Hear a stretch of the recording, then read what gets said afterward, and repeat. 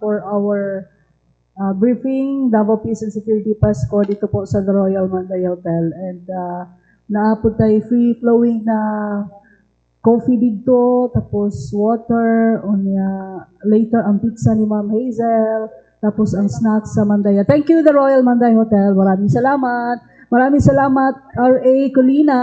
Hi, nagbabalik siya. Yes, sa Mina News. Si Sami Baog, Jurabido, kumusta Sam? And of course, ang dancing king ng brigada, Gib. Grabe si Gib, makasayo di ba mao? Grabe. Wa pa to nakainom ba? Saan na lang, makainom.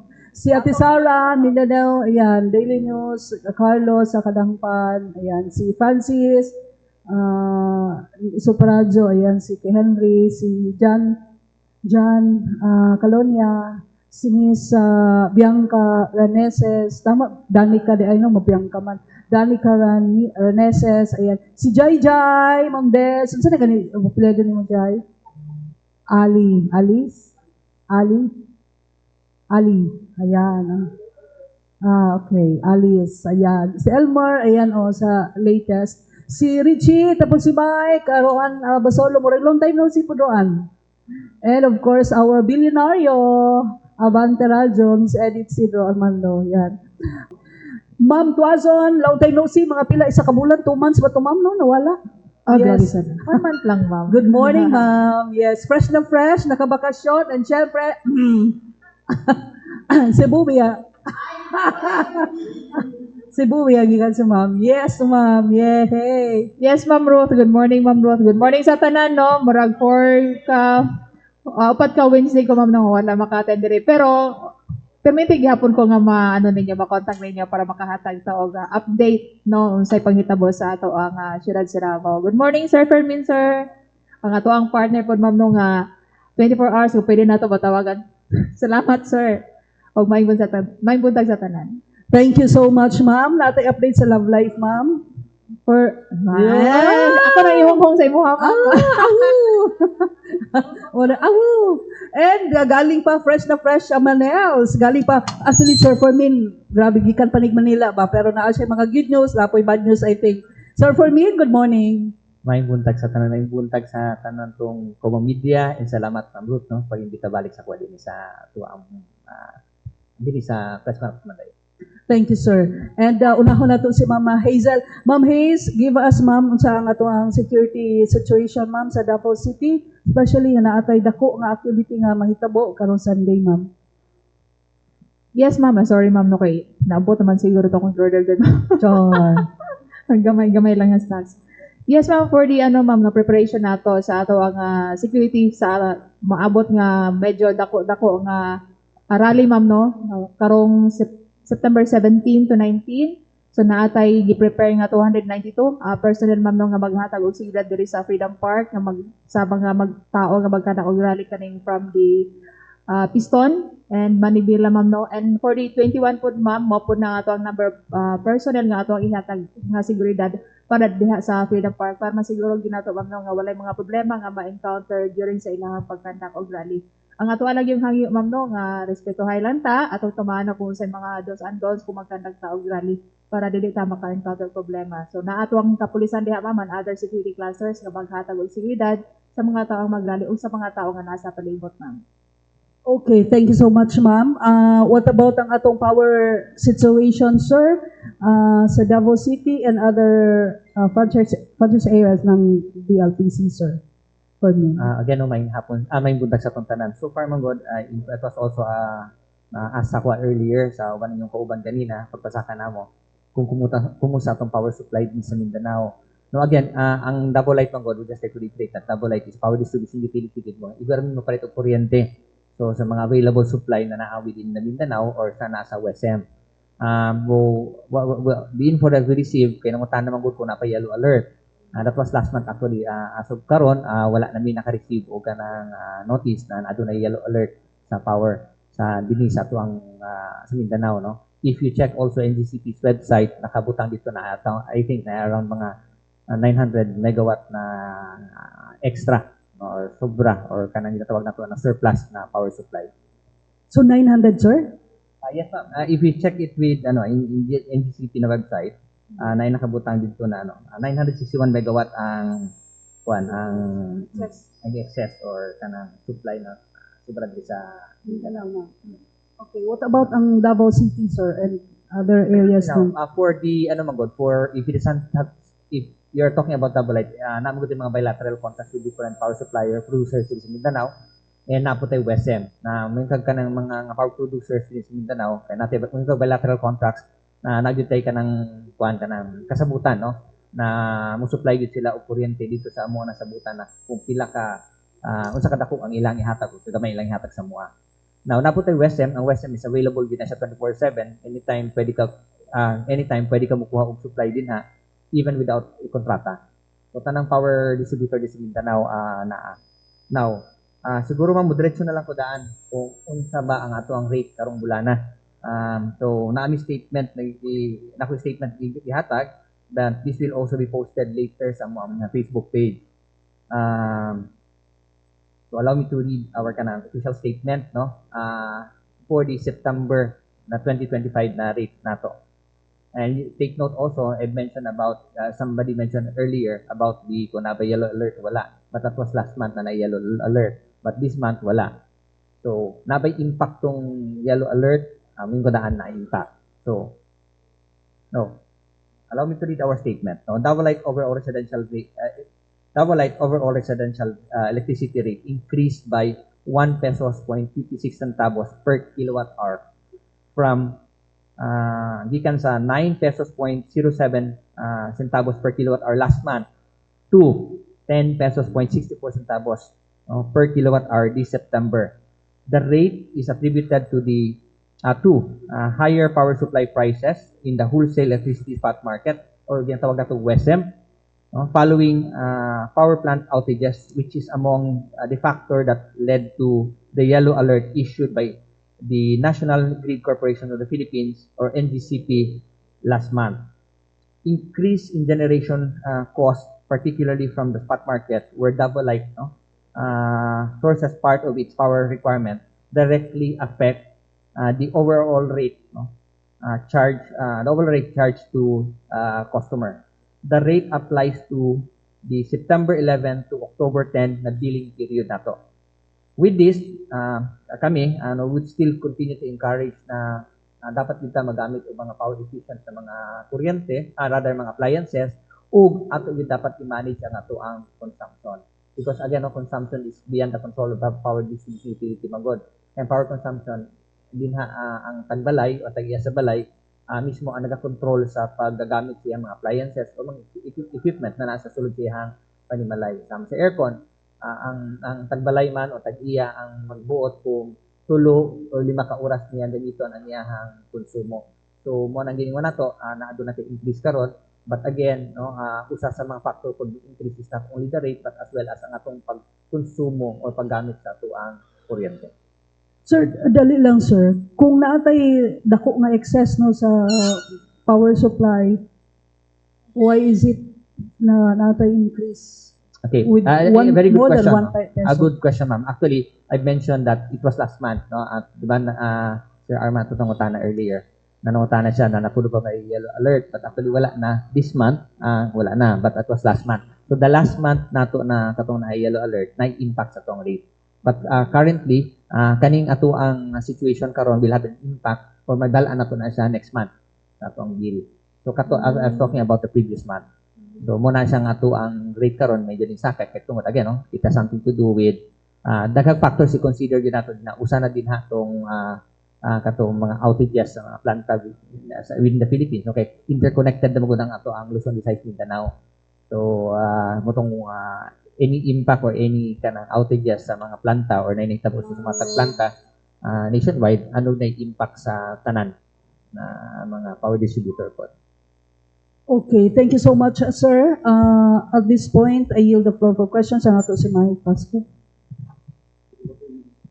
Okay, Francis, and then Ms. Jaisa, then Francis.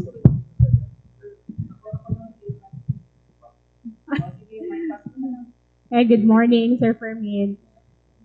Sir, update lang atong pole relocation nato sa Maamag-Tuod flyover project. Okay. Akong last update lang na ma'am, no? Pero wala ko kakuha pag actual yun na katong as of katong adlaw na update. But we were able to right after the katong city council na meeting or katong city council, papatawag sa city council sa Muaw as well as DPWH, at isa naabot ni DPWH and as well as kami sa Double Light kung nagatugid mi sa site together with Councilor Bunguyan and Councilor Louis Bunguyan and Councilor Jessica Bunguyan nagatugid sa site para ma-identify klaro makita gyud, no? So we nagi mga resolutions dito sa nahitabo kung unsay mga priority pod na natong ipan-transfer.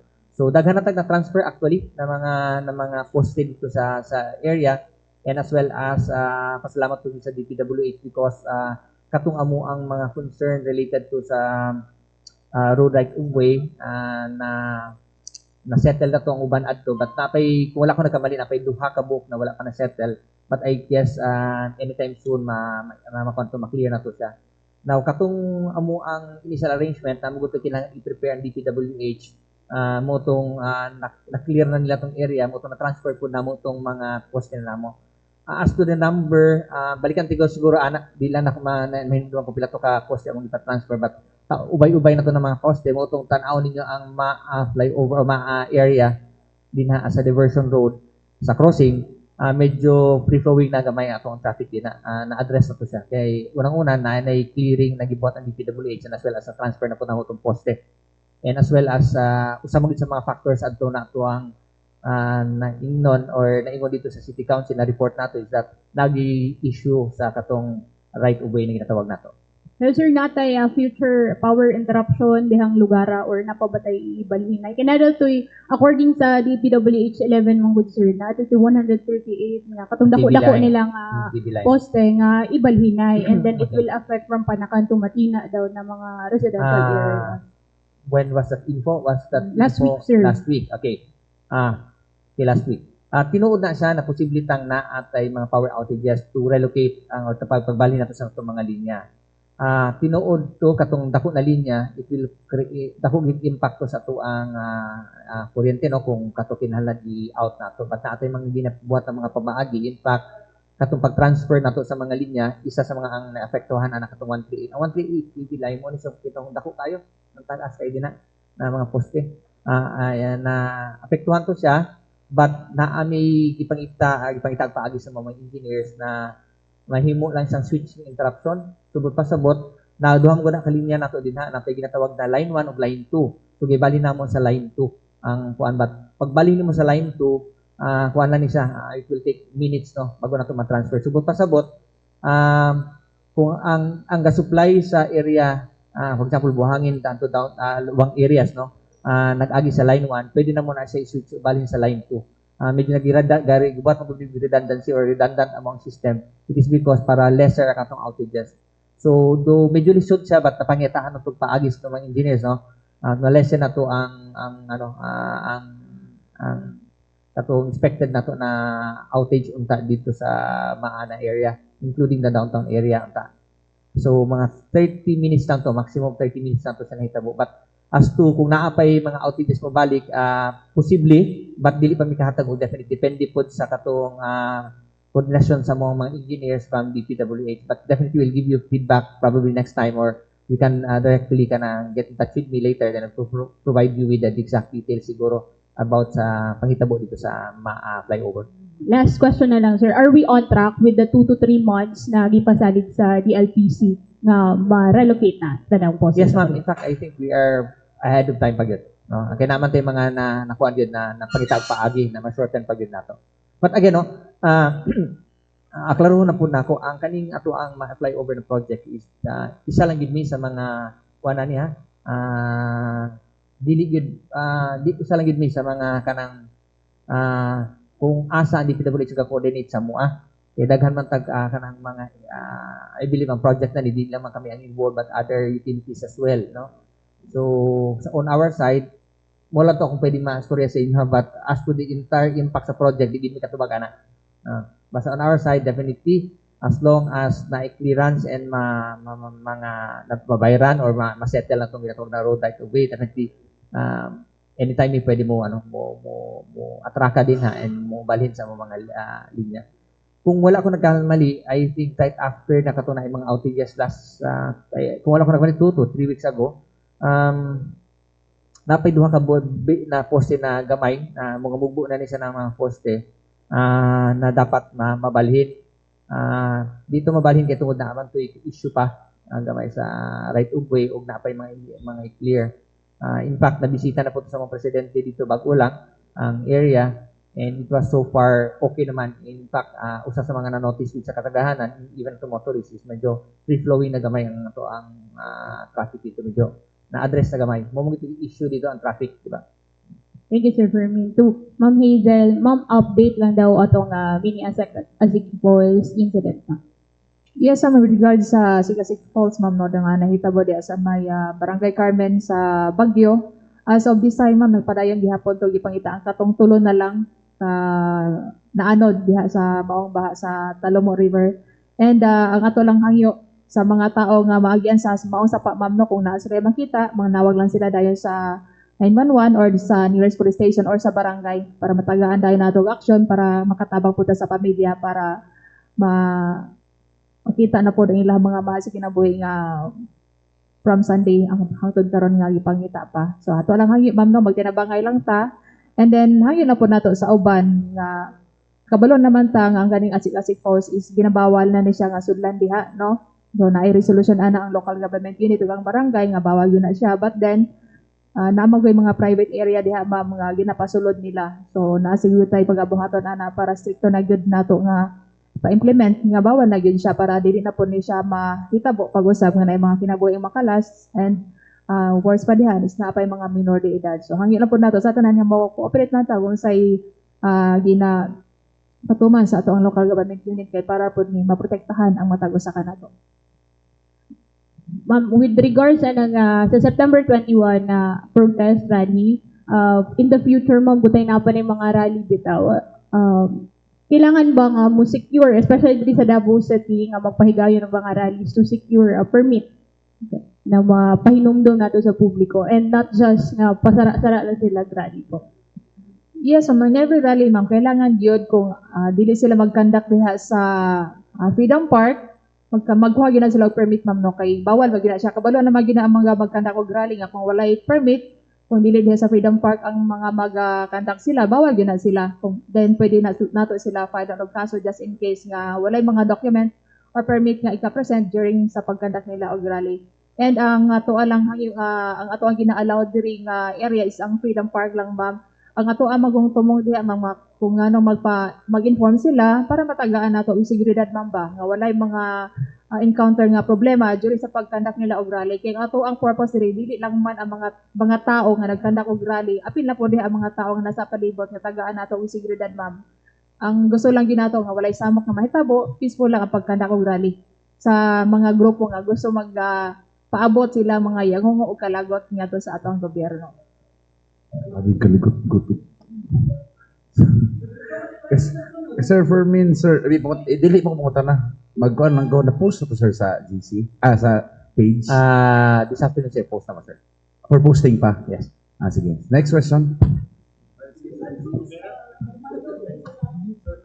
Yes sir.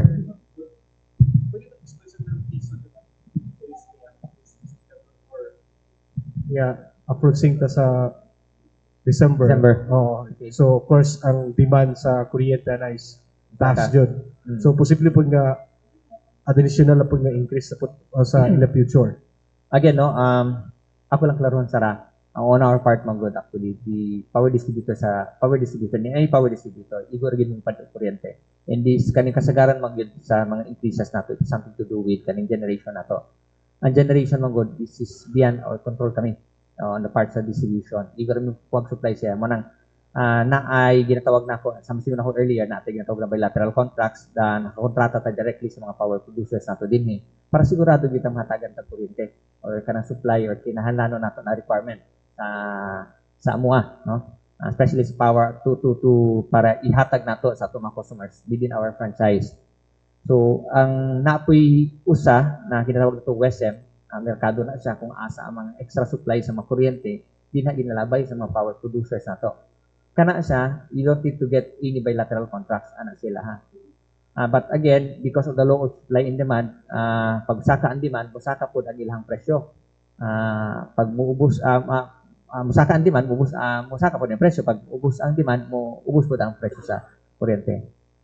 Sa masingon ako ganina, naamoy yung hitabo ng mga yellow alerts, tapos naapoy yung mga outages na hitabo sa mga planta within in the Philippines, kaya interconnected naman ang Luzon, Visayas na kanang islands, no? Interconnected na siya. So, because of that, nakakosto siya o kanang pagsaka sa ito ang kuryente. Sa imong question about sa demand, posible ba? Yes, posible yun masaka atong demand. It is because, especially toward the last quarter of the year, manggod, except probably December, no? Except probably December. Kaya December, manggod, magatuutan na taas ang kuryente. It is because daghag mga sigapalong na mga, sorry sa word ng sigapalong, no? Pasiglahay ang pagkasabot ang sigapalong. Kanang mga Christmas lights, no? Christmas lights. Daghan ana. Actually, gamay ra kay na. Minimal ra kay na isa na impact. Pero ang kusog actually is mga pabrika. Towards the last quarter, except December, kaya nga naman, December, manggod, wala naman going operation, wala mga pabrika, di ba? Kaya daghan mo bakasyon. So, buubos ang ato ang demand, ana niya. Except probably prior to December. Kay full blast man na siya kay para sa preparation for the Christmas season. Di ba? For example, manufacturing, na kay mga hamon. Full blast man ang pag-manufacturing mo sa hamon, di ba? Kay tungod manggod para sa demand sa Pasko. So, during this period, medyo taas na siya. For example, September, mga bare months, except December siguro. Kasama siguro ako, December, daghag mga holidays. No? Daghag mataas mga holidays. So, dili kay taas ang demand. Wa po yung mga planta kay dadagan ana. So, posible mo saka, karong saka ang demand. No? Ang demand sa karong October and November, but posible po rin sa muubos by December. Kung tanaw na historically, sa MUA, ubos ang December except for the other bare months. So, definitely, no, kung ang impact sa rates, posible, mo na ingon, dili ni makahatag og guarantee gyud karon kung musaka ubos ba ang ato ang presyo sa kuryente next month. Depende gyud na sa sitwasyon. Kung naabay available supply or wala, taas ba ang demand o dili. No, on the part siguro sa residential kay usually magud residential na impact ani kita magud ang kanang normal no, day to day gamit og kuryente especially sa balay. Mubalik ko sa kanang consumption. Ang consumption magod it's beyond the control of the power utility. Sama namo sa power sa double light kay dili man kami ang gagamit sa kuryente but ang ato amang customer. So number of hours ni gigamit ang aircon. Now depende po na sa panahon. Karon we believe no ang sa residential dili kay taas ang demand sa residential karon especially kay tungod manggod bugnaw ang panahon na gaulan-ulan man lately, di ba? Kung gaulan-ulan lately most likely dili pod daghan ko gamit og aircon or naka-reduce ang number of hours ni gamitan ng aircon.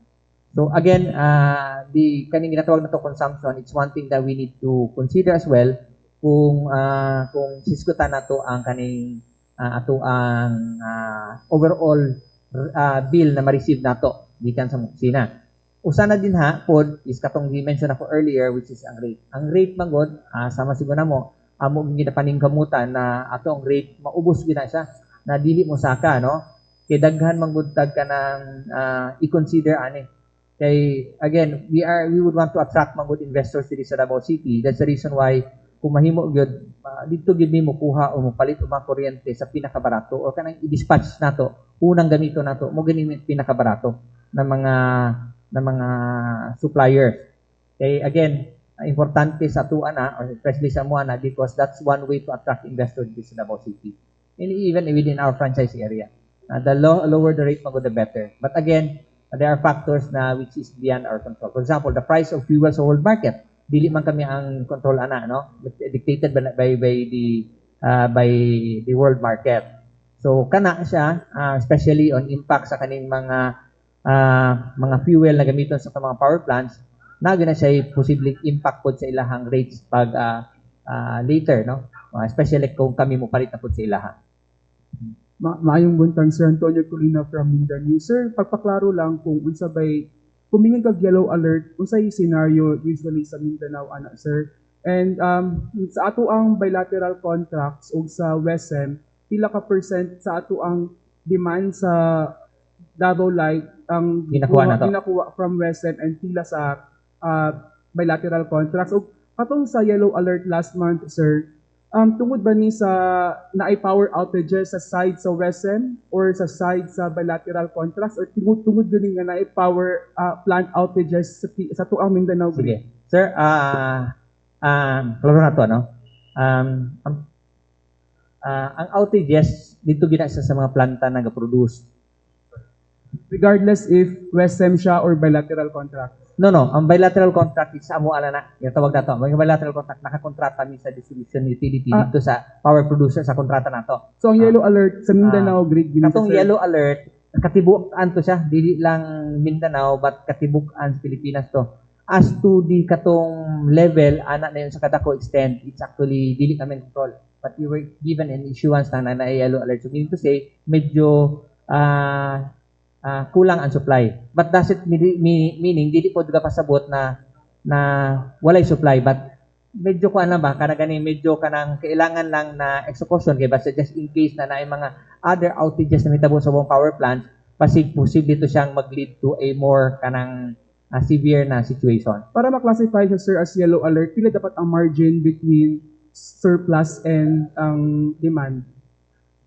Mura din ako usay pa sa mo kung yellow ang alert. Margin, pag naasa Sama sa sa yellow ako, alert. ang term na yellow alert is not us. It's an issuance gikan sa NDCP naging issue. I guess much maka-explain ang ato ang NDCP ana sa ilahang katong notifications gani. Now, mubalik ko sa imong question related to katong amo ang mga kontrata. Sabi no, sila ba ang off dili kay kani mga off kay sila magud ang amo ang kakontrata, so they need to provide us the supply na needed sa mua. Kay naamantay ka ng kontrata, no? Now, kung naaman na sila mga outages, nag-inform na sila ahead of time sa mua para makapangita po biglaing sources. Ano na siya. So, again, no, it's between the power utility, distribution utility, and the power producer. Now, katong sa WESM,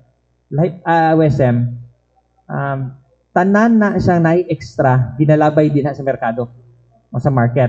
And muna siyang ginabaligya nila. Depende sa ang rate po ana niya, nagasaka, naganaog pod. But kung tanaw nimo ang WESM, dako pong benefit sa tuwa long term or so overall, no? Kung tanaw nimo, especially even kato nag-start ni WESM sa Mindanao, dako po siyang impact sa tuwa rate because nakapaubos din siya. Especially kung gamay ang demand, sa iya, barato po na itong palit sa iya. And dito po mo palit sa iya, no? Kaya mo may barato. No? Para again, no, that's one way to manage ang imuhang rates. Kaya, pasama siguro na ko, importante sa tao to manage itong rates, to lower down our rates, kaya para po, maka-attract ang mga investors. Now, katong i-mention nato ganina na i-mention about katong nakikip-mention, nawala ko kasi mag-ipangutan na ganina. Nakikip-mention about was it katong i-rates sa katong kwan? Yung ipangutan na ganina, katong Pila ka percent? Pila ka percent. Now, kami sa Double Light, naata between 30 to 40% atong ginakuha sa from WESM. Sir, clarification, last na lang sir before ko go kay Ma'am Hazel. Kanusa lang na lift ang yellow alert? It was only last month lang to, but this month wala sila nag-issue na. Again, wala akong kabalo kung sa exact date ko sa nili, sorry. But on our side, there was no notification kami from NDCP already na ay problem sa supply. Okay, Ma'am Hazel. Ma'am, katong follow-up lang atong sa mini asik-asik na question. Pila ka groups ang nag-participate sa retrieval na ba, ma'am, operations? And unsa pud ang kalisdanan nga na-encounter sa mga rescue teams sa pag-search atong tibok na kung sa pila ba ni ka kilometro nga stretch ang gina-search karon, ma'am?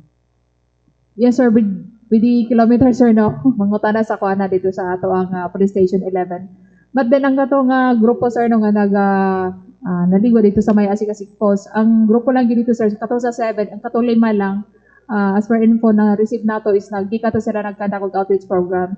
and then nangaligo sa Asik-Asik Post. And then katong duha nga mag-ama is nangaligo na to siya daan dito sir. And then katong 12 ka buok na na-stranded, safe to sila sir, wala to sila anod sir no. Na kuha na to sila sa ato ang taga-barangay, sa ato ang kapulisan during sa pagkanak nila og pag-rescue. And then ang sa karon sir, dili lang may moingon nga sa retrieval ba o rescue sir no kay sa po sa mga pamilya nga nagpaabot sa nga makita ilahang pamilya sir nakatutulo ka buok. As of this time sir, gipaningkamutan pa na sa ato ang taga-barangay, sa ato ang kapulisan sir no ang pagpangita o mga itag sa akong ingon sir no kung na may mga tao nga maagian sa bawang sapa, kung na sila makita sir manawag sila dayon sa ato ang 911 or call the nearest police station sir kung asa na bilong kini mao nga area. Ma'am, clarification, bali, unsa nga grupo ang nag-participate sa rescue operations Yes, po? Ang ato ang PS11 sir, PS10 Kalinan, and then ang barangay sa Carmen, and siguro sa Madrid sa may Kalinan sir nga area. So And- bali upat, and then siguro din sa diri sa ato nga city. And based sa murag narratives ba sa mga rescue teams, unsa ka lisod i-search ni nga area, ma'am? Ang kani manggod nga area sir, makita nimo sa video sir no. Wala gyud siya kanang high ground sir ba nga pwede na kadaganan kung in case dako ang kaning tubig. Pero as of this time sir, dili naman ingon nga kusog ang agos sa tubig diha sa may Talomo River sir na kung asa diha pod gikan ang Asik-Asik Falls River. So nga to alang gyud diri sir no, kung sa akong giingon sir no, maningkamot nga wala na gyud maligo diha nga lugar sir kay dili gyud ta gusto nga naay mga kinabuhi nga makalaso. Hangyo na pod nato sa mga Davaoenyo sa mobisita sa Davao City nga bawal na paliguan ang Asik-Asik Post na i-resolution ana ang local government unit kay way back 2023 naapoy nakalas ang kinabuhi diha sir mo nang naay aksyon nga gibuhat ang ato ang local government unit and then sa barangay pod mismo. Ang ato alam po dihang yun sir no, kung kinsa man ay mga manag-iya diha nga private area nga pwede na maagian sa mga gusto maligo, kung pwede lang po sir no kung unsay napatuman sa atong local government yun mo cooperate na punta kay para na sa pagprotekta nato sa matagusan nato mga Davaoenyo sir no and apil na po diha ang mga bisita nga gusto mo ligo sa Asik-Asik Falls. Padayon ako si Ma'am Hazel. Ma'am, wala si Mike Ten, no? Gi-wave na niya yung right. Sorry. So, ma'am, karon ma'am, no, sunod-sunod na ang mga kaning pagbaha karon no, since last Saturday. Karon ba, naka-alerto ba inyong karon ang inyong SAR team ninyo? Yes sir, last Monday sir no apil na sa gisgutan sir no sa ato ang weekly nga conference ang ato ang DCDO sir nga ato ang Heads of Operation Police Lieutenant Colonel Rakid sir gi-suggest na niya nga kung asa tong mga areas na ay pagbaha sir andam na dito ang mga sakyanan sir no nga pwede magamit sa ato ang mga search and rescue teams apil na diha ang mga stations and ang ato ang SAR team from City Mobile Force Company sir nga anytime pwede na to ma-pull out just in case nga naay pagbaha nga mahitabo diri sa ato ang area of responsibility sir. So, kada police station ba na siya, ma'am? Yes sir, kada police station sir natay search and rescue team. One team, 8 na siya sir. So, for example, katong baha atong last Saturday na deploy to sila, ma'am. Yes sir, ang PS11 and PS10 Kalinan. How about dito sa bangka na appeal ko ba to sila ang Talomo for this case? Yes sir, nag-conduct sila og monitoring sir from time to time na ami group chat sir no. Kinsa tong mga areas nga naay mga pagtaas sa tubig, maghahatag sila og situation na report. Based sa katong response ninyo last Saturday, ma'am, no? Kumusta ba ang pagpatuman sa to ang preemptive evacuation sa ba? Napabagyapon to yung mga dahig ulo or sa ba? So far sir sa kung unsay kuan sir no mando, especially diri sa ato ang local sir, mutuman naman sila sir no kay dili na pod sila gusto siguro nga katong naay time nga natay gi custody sir no gi ato sa police station gumikan kay gahi og ulo. So dili po na nato gusto nga mahitabo pod na sa karon nga panghitabo. So far sir wala may mga na kuan nato sir no na adto sa police station gumikan kay nagbagahi. So far sir sila na voluntaryo mo uban sa ato ang mga search and rescue team sir sa DCPO and sa city pod nga nagka-conduct og monitoring sa baong area nga advice na nga mo pull out na sila sa ilahang mga panimalay. So wala resistance on the part of the kaning mga katong mga survivors. Yes sir, so far sir walay mga kuan sir no kanang pag-resist nga dili sila gusto mohawa bisan pa og taas na ang tubig sa ilahang panimalay. So far sir walay problema sir nang nga na-encounter nga ato ang mga search and rescue team sa 19 police station ug katong mga areas nga naipagba nga ginamonitor sa ato ang SAR team sa DCPO headquarters. Ma'am, since mingaw man ta sa krimen karong panahon. Buyag ma'am, sir, no? buyag. Magmingaw dyan ta sa krimen karon ba tapos wala po yung naga-post pod nga unsa naman ning Davao nga nayana. Karon po bod ma'am during pa sa rescue kanang mga ipakwa ninyo nga search and rescue operations or kanang pagpahikling ninyo sa mga kanang nabahaan, gamiton pa ba ninyo itong mga drones pod for that operation?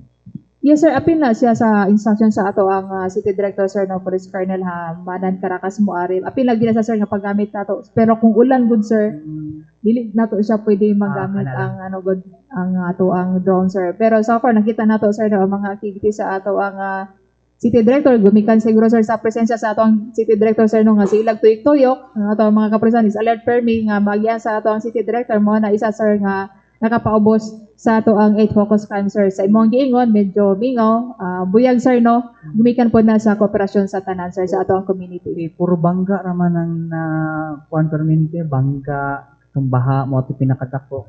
Yes sir, yes. Anyways, kay Sir Fermin sir, kani sir ba kay COO man tanong ko ni pangutana pero na sir, right now sir, bare months na sir no. Unsa bay kanato no power outlook nato for the rest no going sa sulod sa tulo ka bulan, nabay mga kuan, nabay mga asahan pa nga pagtaas sa presyo and then pagkulag pud sa supply from the demand diri sa tuwa sa Davao City, especially na napud tay mga musulod na pod na laing franchise area. Okay, sama siguro ako ang power supply magod it's katibukan magod na siya katanawon sa katibukan and even the UE na ay ang NGCP nato na matay makita din na silang website na aduna gyud tay extra supply na makita no. If you open na NGCP website nagi currently na say power situation na power outlook na gihatag po din ha. Now, I can only speak for Double Light. So, sa Double Light, samsiw na ko na yun natin mga bilateral contracts. So, natin kontrata directly with the mga different power suppliers as to kulang ba o dili. And again, sa pagkakaroon, wala gid problema. Okay, sama siguro na ko na naman tayo mga bilateral contracts and ako'y WSM na kung asa ta pwede makakuha o mga kuryente in the event na musaka ang demand diri sa tumo ang franchise area. Now, as to the expansion, and wala po ni problema sir kay una-una transfer lang man nimo no ang tawag na ang pag-manage sa usa ka power distribution utility. Now, ang demand isa ra man ta ginako ang sources gihapon. And kung tan-awon po nato sa katibukan, balik ko sa katibukan for Mindanao, daghang surplus na makuhaan or daghang tag makuhaan na laing suppliers. So, di ta mag-worry ana niya. Okay, salamat kay Sir Fermin. Wala si Kuya Mike, no? Okay, ang akong pangutana kay Ma'am Michelle Tuaso, no? Ma'am, last week or sunod dito, no? Ang dili na to Cebu. Marijuana na dito. Ang diri San Pedro, more or less na sa mga 2.9 million. Dahil katong sa PS4, mga 12 million sure to something. Ma'am, medyo alarming kayo kay kung tanaw na to, katong nadagpan rin sa may bukana, estudyante. Kunya, katong dito sa may sa area, ang nag-surrender ato kay video na curious po siya po ano na siyang boarding house. Estudyante po no, sa mga kolehiyo rin sa Davao City. Unsay gini mo na sa atong otoridad, ma'am, considering mga eskwelahan, kay kato kung ato naripak-ripak na gani niya mapalit lang sa mga barato gawas akong beef niya. Ano sa gini mo sa atong kapulisan na nagkaroon sa mga eskwelahan, ma'am? Yes sir, nga to ang Davao City Police Officer no, nga sa ato ang campaign against illegal drugs sir. Apil na diha pagpaningkamot sir no sa pag-convince sa ato ang mga community sir nga kung na sila makita or mahibawan nga na mga individuals involved sa illegal drugs, kung pwede i-report kanila sir no sa ato ang mga nearest police stations or direkta na pud sa ato ang DCP headquarters sir.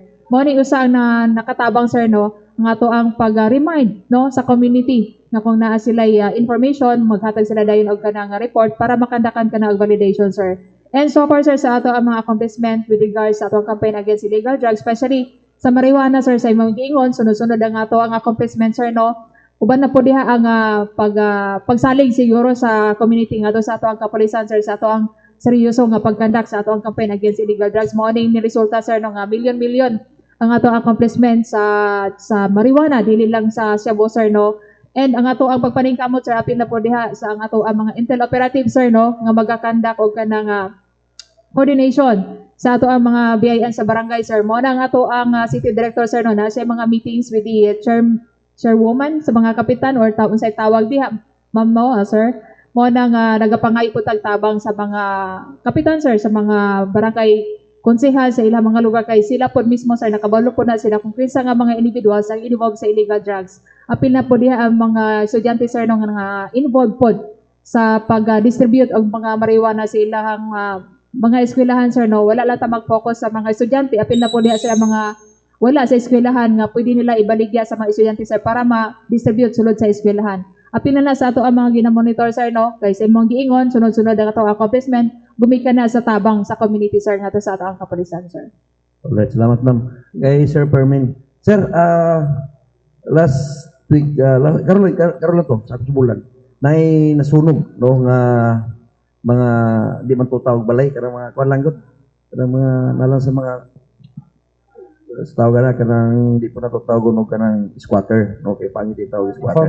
Formal settlers sa sa Puro 12 sakop sa barangay komunal.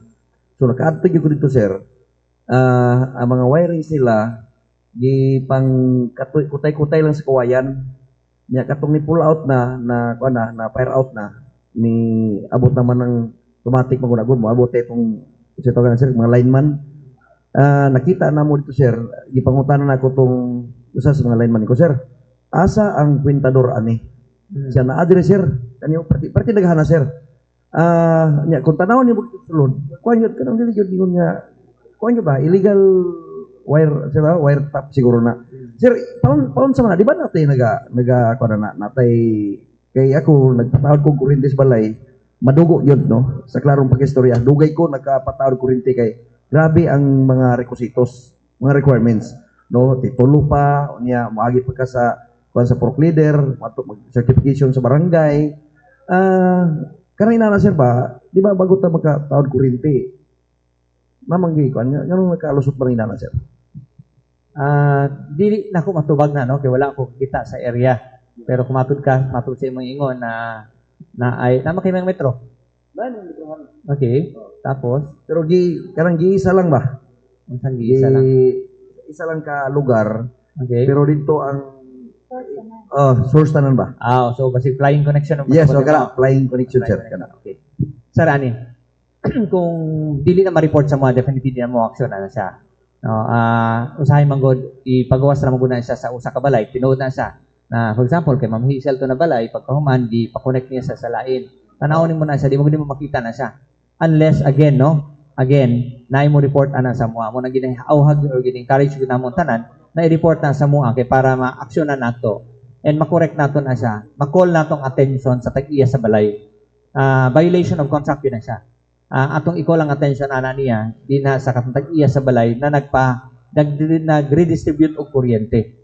No, bawal na siya no by law. Kay tama to yung mo, dili gyud na siya safe. Posible posible pa mo to hinungdan sa sunog dito sa na-mention mo na area komunal. Sir, last lang. Asay pili kataas karon sa presyo sa kuryente diri sa Davao Region? Kami nakapagawas ng good karon no sa MUA. Sa mga sayon ko nasa sa mga 10 pesos kapit nga to ang rate. As to the other power utility, wala pa mi nakita sila kung nag-issue na pa sila pagawas na sila. Siguro akong suggestion maybe later pwede niyo ma-check sa ubang mga power utility kung nisaka pa po sila o wala. If there also kanang pare-pareha sa mga sa Mindanao kung ginakuha ng sources, most likely na apod yung impact sa ilahana ang nahitabo na katong mga yellow alert o outages na nahitabo last month. Karon sa di ko kasulti magagawa nato nakita ang rates no, but moingon ko pwede ta makaingon na we are one of the kanang lowest na rate dinhi sa Mindanao. Okay. If not in the Philippines no. Sir, magpapakutanan ni Sir Robin. Kuan sir ba kining diya daw sa pag-asa? Unsa ba nag-vary ba ang ato ang rate? diri sa ato ang lugar or sa Davao isa ra gyud ang ato ang rate dinhi. What do you mean pag-asa na sir? Sa Bangirwan, sa may pag-asa Bangirwan. Pag-asa ba ko dili isa ra gyud ang rate. Okay. Wan pagawas kay tag rate mo ra gyud na siya. Wadi na siya nagabari. Oh, dili na siya pwede kay taga-Bangkiruhan ka ani mo rate no. Buhangin ka ni mong rate no. Standard ang rate, residential rate parehas ra na siya. Sir, last Sunday ba, nagtan amig basketball. Okay. Championship to, sir. Pagka alas 7, alas 8, ni kalit nag-burn out, sir. Burn out. Nagduki ka niya. Nibalik, sir. Mga siguro alas 12 na. Kung sa inong na to, sir? Asa na ang lugar, sir? Father Selga, dati kong kagawad, sir, sa Barangay 80, sir. Okay. Sir, so sorry for that no, kung na-experience mo, ana. But, di na po na memorize sana ng mga outages na mo. May na po ko daan na sa mga outages na to, duha ra gyud na siya. Scheduled power interruption o unscheduled. Ang scheduled interruption, mo na siya kina-announce na siya ahead of time. Murag wala abiso to, sir. Kung unscheduled power interruption, kana siya na posible hinungdan na. It could be naputol ang mong linya, it could be na nag-overload. No, daghang na to pwedeng matanaw, but sa karon kung matag pa nimo later, pwede na to i-check kung sa hinungdan na niya, pwede to i-inform ana no. Kung sa hinungdan na niya. But as I've mentioned, duha ra gyud na, schedule gan schedule. Nakapost na sa tanan ang mga outages din sa among Facebook page. So, importante lang tan-awon na nato na siya from time to time, especially kung nato yung mga outages, kung tan-awon nato kung affected ba mo o dili. Kung dili, what we need to do is that i-report na sa mga opisina na siya para mapatuan, makorek nato. Dapat, sir, follow up pa dyan. Gikan sa Father Selga, Father Selga sa UIC, padulong dito sa annex Eskwelahan, Davao City High. Na dito ang punto ni Nanay Suling, ni Tatay Gobernador. Walay suga, sir, ang poste, sir. Marag magbula na, sir. Usay ibut pasabot imong usay imong put pasabot ani kaning street light street light, sir. Sige, sir. Manghangyo lang ko na i-report sa kuha. Nanawag mi sa katong inyong hotline, sir. Cannot be reached na, sir. Nga naman, sir. Hotline na mo? O katong 0920 Davao Light ninyong account. Murag nag-ilis na, sir. Sige. Natawagan na to sa hotline na mo sa landline. Pwede mo ito itawag na siya dito. But anyway, kung wala mo ninyo na report, what you can do is that pwede mo ihatag sa full number lang. Tayo kung full number atong importante sa kung full number kasi medyo taas-taas mo na stretch, no? Full number lang ihatag sa full number, then para mapacheck na to niya. Salamat kay sir. Kana lang, sir. Ang full number is 7 na ka numero on a white blue ang color na white background. Dali lang, wala pa ko nakapangutan. Kay Ma'am Hazel. Okay, giilog man si Ruben. Ma'am, isa lang ko pangutan. Sige, paday. Ma'am, kini ganing sa mahitabo nga rally, ma'am. Nabatay intelligence report nga everybody, all eyes of the Philippines is in Davao City because of the controversy, ma'am. No? So nabatay mga covert and overt operation niya na himuon, ma'am. Basig na ay magsamok-samok. And we all know that ang Gusto City Council is peaceful nga mamahimo nga rally na because kana siya isa pagpadayag nato sa atong mga sentimento o sa bisan si kinsa man. Pero nabatay mga intelligence report information, ma'am, nga nakuha nato nga posible nga dunay mahitabo kasama. Yes, sir. Nagid tayo mga ginabuhatan na, sir, ng mga proactive security measures dili sa ato nga syudad sa Davao. Kay dili ta gusto, sir, nung kani pagkandak og rally is mo na siya i-cause nga ingnon ang Davao City nga gubot. So mao gina ang number 1 nato, sir, no, ang top priority nato nga magpabilin nga peaceful ang ato ang syudad sa Davao. So mao nga to ang intel operative, sir, sa Davao City Police Office headed by our di lang po na ko isulti nga intel ba, sir, no, nga to ang Lieutenant Colonel diha nga head sa Tuang City Intelligence Unit. And apin na po diha, sir, no, ang mga intel operative sa mga station, sir. Kay so far, sir, basta ingon ani ganing na mga event nga mga rally nga dinagko, dili lang ato ang DCPO headquarters sa intelligence unit ang magakandak og kanang monitoring sa area. Apin na diha ang tanan nga intel operative sa 19 police station. So ubay-ubay gyud na sa, sir. Tinabangay man gud ang ato ang DCPO headquarters, sir, just in case na mga dagko nga mga ikandak nga activity diri sa ato ang sentro sa syudad sa Davao. And so far, sir, sa ato ang monitoring, sir, natin na receive, sir, no, for the karong 17, 18 and 19 sa Piston and Manibela, sir, na mo nang natay mga prepare nga mga PNP personnel nga ready to be deployed just in case nga daghan yun naputay madogang, sir, apin na diha to ang mga CDM nga mga personnel. And sa September 21 po, sir, no, naputay gibutan diha ang mga personnel, almost 300, para masiguro gid nato nga hapsay og marinawon ang pagkanak og rally, sir, no? And sa ato ang giingon, sir, sa mga giingon, daghan man nagtan-aw diri, sir, ato ipaniguro, sir, nga ang DCP headquarters, sir, ang ato ang City Director, sir, no, Police Colonel Manan Caracas Moarid is on top sa ato ang mga panghitabo diri sa ato ang siyudad sa Davao. And ipaniguro gyud sa ato ang City Director, sir, no, nga ang ato ang siyudad sa Davao is magpabilin nga peaceful, sir, bisan pa sa mga daghan nga mga istorya, daghan nga mga activity kay ato nang panindigan, sir, no, kung mapabilin ba nga appeal sa top 10 ang ato ang siyudad sa Davao, isip pinaka-safe nga siyudad sa Davao. Mo na ang gina-sustain nato sa paningkamutan nga ma-sustain nato ang ato ang top 2 or top 3 isip one of the safest cities sa Southeast Asia. Ma'am, what are the do's and don'ts since nanamantaan na nga panahon may nang karon nato hibaw andaan para sa mga mo participate o mo appeal, unsay angayan nga dili nila dadon, unsay angayan nga ilaharang dadon dito sa naisgutan nga area, ma'am, o sa rally? Yes, sir, atong i-remind, sir, no, part of the culture of security sa siyudad sa Davao is ang bawal gyud kana magdala og dagko kaayo nga mga backpacks, then loaded weapon or especially firearms, sir, ko dili ka allowed nga magdala, sir, no, sa mga pagkandak og kanang rally. Kay bawal gyud na siya, sir, kay ang ato ang siyudad sa Davao, sir, ang ato ang local government unit ginatan-aw gyud kanunay, sir, no, ang ato ang pagkandak og mga dagko nga mga activity diri sa ato ang siyudad sa Davao. Mara ang atong City Director, sir, naagi na sa mga ginapukpok nga mga operative, sir, ng mga intel nato para before mag-start ang activities, sir, nanay ginabuhat, sir, no, nga ato mga intel operatives, especially ang ato ang mga psycho, sir, ng mga PNP personnel. Mo na ang ginabawal, sir, bawal gina siya para dili ta ma-counter problema, dili lang magdala og mga ginabawal, sir, para dili ka mahasol kung naa ka diha sa sulod sa maong nga event. And magdala lang taog ka ng kuan, sir, no, siguro pag cover kung init man kaayo, dili lang ng payo nga naitalinis nga part, sir. So, kabulon naman na taga Davao City, ana, sir, no? And then, kung na may mga bisita nga gusto mo dyan sa mga activity, ila lang i-brief, sir, no? Kung sa mga ginabawal diri sa ato nga siyudad sa Davao, sir. Sa Davao Light and Power Company, sir, during that day, pwede ba ito mahatag ang assurance ngadto sa tanang Davaoenyo, no, nga walay mahitabo nga power interruption, especially dito gyud sa activity area, sir?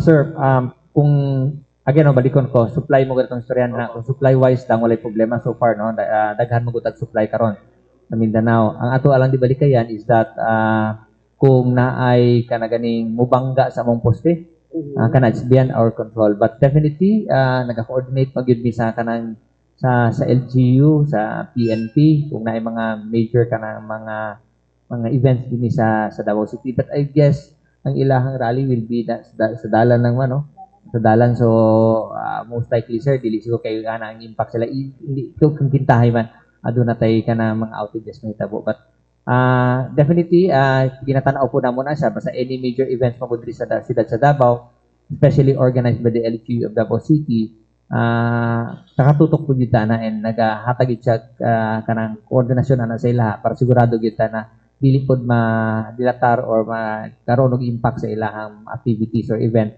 katong mga outages sa hitabo. But so far wala tayo ko sa mga outages na kanang gina-expect on that period.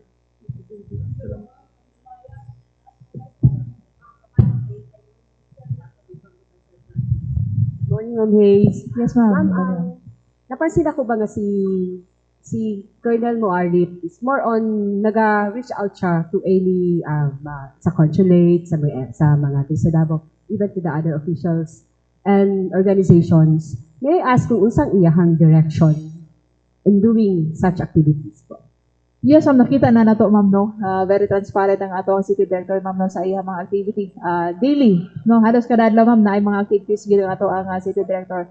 Ang purpose ani, ma'am, is pangayo sila, ma'am, no, kanang tabang para sa pagbintain sa ato ang peace and order sa siyudad sa Davao, kay pwede sila makahatag information just in case na sila yung mga makita, ma'am, no, sa ilahang palibot or sa ilahang mga grupo nga ginaatinan, ma'am, nga kung na yung mga maka-cause o kanang kadaot sa atong siyudad sa Davao, kung pwede hangyo sa atong City Director, ma'am, mo direkta sa iyang info, ma'am, no, para makatahatag ta og kanang saktong aksyon.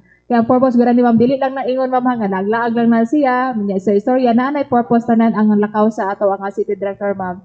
And kagahapon gani na po siya lakaw iyagi ipagkikitaan ang mga kapitan ma'am kay ang tanan nga action ma'am sa ato ang city director is naagi kanang nagnay basbas or information nga na-receive ang ato ang local chief executive kung unsay mga action na ginabuhat sa ato ang city director. Kay tumong ana ma'am sa kog ingon ma'am kung unsay mga concern sa mga bisita ni CD, naatay action buhaton ma'am. Especially sa mga barangay kapitan kung unsay mga concern ang aksyonan na ni CD is matagaan gyud kung unsay mga problema sa ato ang mga barangay kapitan. Mo na karon ma'am na ay special operation ang ato ang traffic enforcement unit isa na sa mga concern sa ato ang kapitan. Ma'am, okay na kung mutubag ka ani o dili.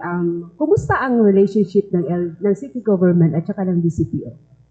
Yes, ma'am. Ang Davao City Police Office, ma'am, no, o ang local government unit, more than 100% ang maayo nga relasyon, ma'am. Kaya importante yun na siya, ma'am, no, na maayo ang ato relasyon sa local government unit. Kay when it comes to peace and order, ma'am, dili kaya sa PNP, ma'am, sa DCPO kung kami lang. So, kailangan yun o ka ng maayong relasyon kay ang suporta from the local government unit. Is dako kayo impact, ma'am, sa Davao City Police Office. Kaya daghan kayo programa ang ato ang city director, ma'am, it comes to peace and order. Kay sa kong ingon, ma'am, ayang iyahang nakita, ma'am, pag-abot diri, peaceful na daan. Ang iyahan na lang kuan ma'am, no, kanang hamon as city director kung saon pag-sustain ang ka-peaceful sa Davao City. Thank you, ma'am. Kay Sir Fermin, hi Sir Fermin. Sir, after kapalong installation sa mga pole installation, unsa ang sunod na area ang inyong gina-target para for installation sa mga poles? Okay, actually tanang area magid mo gina-target magid na extend or makaabot ang taglinya. But siguro kani mag-ubang mga lakang na ginabuhatang na nato ni siya kay tungod na doon na mo ginatawag na transition period kani sa Nordeco, no? Or expansion na mo din sa Davao de Oro, Davao del Norte. So, usa lang na siya sa Kapalong because ang Kapalong maguduol sa mo ang karaang sa mong franchise area which is Santo Tomas. So, muna siyang mga areas na kung asa mi nag-una. No?